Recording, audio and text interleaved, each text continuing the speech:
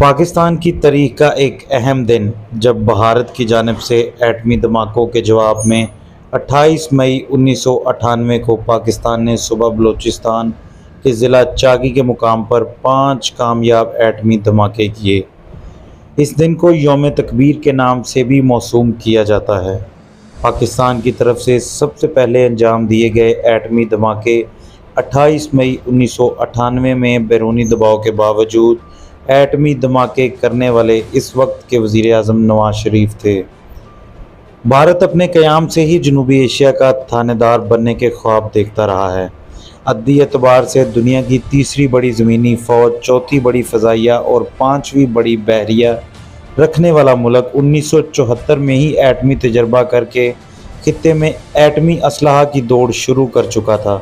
مجبوراً پاکستان کو بھی اپنے دفاع کے لیے اس دوڑ میں شامل ہونا پڑا۔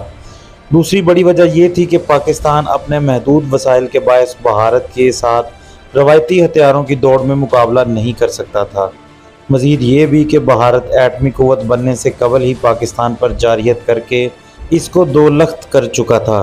ایٹمی قوت بن جانے کے بعد خطہ میں طاقت کا توازن بری طرح بگڑ گیا تھا۔ اس لیے بھارتی ایٹمی تجربات کے بعد پاکستان کے اس وقت کے وزیر اعظم جناب ذوالفقار علی بھٹو نے پاکستان کو نہ صرف جنوبی ایشیا بلکہ عالم اسلام کی ایٹمی قوت بنانے کا فیصلہ کیا۔ 18 مئی 1974 کو بھارت نے راجستھان میں مسکراتا بوہدا نامی ایٹمی دھماکے کیے تو جواب میں پاکستان نے بھی ایٹمی ہتھیاروں کے پھیلاؤ پر پابندی والے معاہدے NPT پر دستخط کرنے سے انکار کر دیا، کیونکہ پاکستان کی سلامتی کے لیے ایٹم بم بنانا بہت اہم ہو گیا تھا۔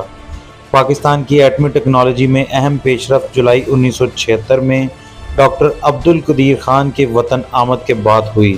1977 میں جنرل ضیاء الحق کی حکومت آنے کے بعد پاکستان نے جرمنی، فرانس اور کینیڈا سے جوہری ٹیکنالوجی خریدنے کے لیے اہم اقدامات اٹھائے۔ حساس ترین آلات خریدنا اور ان کو پاکستان منتقل کرنا اہم ترین مسئلہ تھا۔ پاکستان نے اس مقصد کے لیے یورپ، مشرقی وسطیٰ، سنگاپور اور بھارت میں ISI کے خاص تربیت یافتہ ایجنٹوں کا ایک جال بچھا دیا گیا، جو حساس آلات مختلف ملکوں سے خریدتے اور انہیں پاکستان میں مختلف ممالک کے راستے منتقل کر دیتے تھے۔ امریکہ کو جب اس بات کا علم ہوا تو پاکستان ایٹم بم بنانے کے راستے پر گامزن ہے، تو امریکہ نے فرانس، جرمنی اور کینیڈا پر پابندیاں عائد کر دیں کہ وہ پاکستان کو ایسی کوئی ٹیکنالوجی فراہم نہ کرے جو پاکستان ایٹمی پروگرام میں پیش رفت کا باعث بنے۔ لیکن جرمنی نے امریکی پابندی کے باوجود پاکستان کو ٹریشیم ٹیکنالوجی فراہم کی جو جدید جوہری بم میں استعمال ہوتی ہے۔ اس بات کا انکشاف پاکستان کے سابقہ سفارتکار جمشید مارکر لکھتے ہیں کہ پاکستان کو یورینیم افزودگی کا معیار پرکھنے والا آلہ، اسپیکٹرومیٹر اور ٹریشیم ٹیکنالوجی سمیت اور بہت سارے حساس آلات فروخت کرنے والا ملک جرمنی تھا۔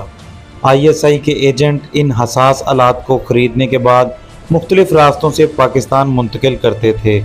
ISI مقصد کے لیے سنگاپور میں ایک فرم بھی بنا رکھی تھی۔ اصل میں یہ ایک الجھن والی جنگ تھی۔ پاکستان کو اپنا ایٹمی پروگرام دنیا کے سامنے لائے بغیر پایہ تکمیل تک پہنچانا تھا۔ ایک چھوٹی سی بھی غلطی سارے پروگرام کو تباہ و برباد کر سکتی تھی۔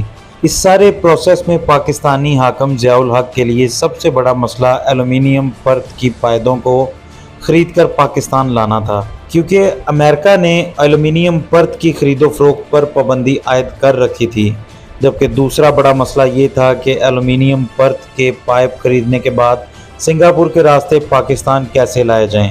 یاد رہے ایلومینیم پرت یورینیم کو خالص کرنے میں اہم کردار ادا کرتی ہے۔ سنگاپور کے راستے ایلومینیم پرت کے پائپ پاکستان لانے کے لیے پاکستانی جہازوں کا بھارت میں فیول ڈلوانے کے لیے بھارت ٹھہرنا لازمی تھا، جبکہ پاکستانی حکام اس بات کا رسک نہیں لے سکتے تھے، کیونکہ حساس ترین آلات بھارت کے ہاتھ نہ لگ جائیں جس کے بعد بھارت ثبوتوں کے ساتھ دنیا میں وویلا مچانا شروع کر دے۔ یہ انتہائی سنگین ترین مسئلہ تھا، کیونکہ سنگاپور کے علاوہ اور کوئی آپشن نہیں تھا۔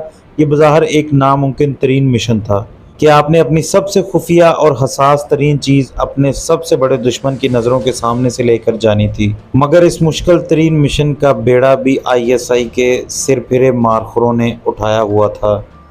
ISI کے مارخوروں نے اس بات کا یقین دلایا کہ وہ حساس آلات پر بھارت کی نظر بھی نہیں پڑنے دیں گے۔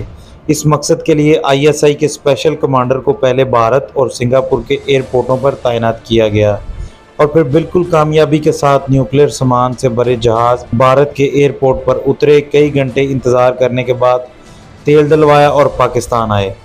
بھارت جو پاکستان کا سب سے بڑا دشمن تھا، اس سارے معاملے میں بے خبر رہا کہ پاکستان ایئرپورٹ کو نیوکلیئر سامان کی منتقلی کے لیے استعمال کر چکا تھا۔